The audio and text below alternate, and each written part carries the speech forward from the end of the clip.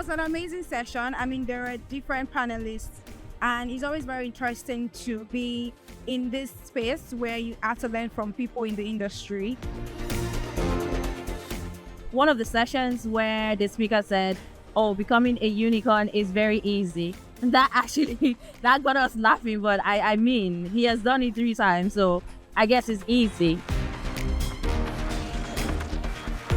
The most exciting session for me was when Ian Aboyeji was speaking about how we should think more like innovators and not just like robots.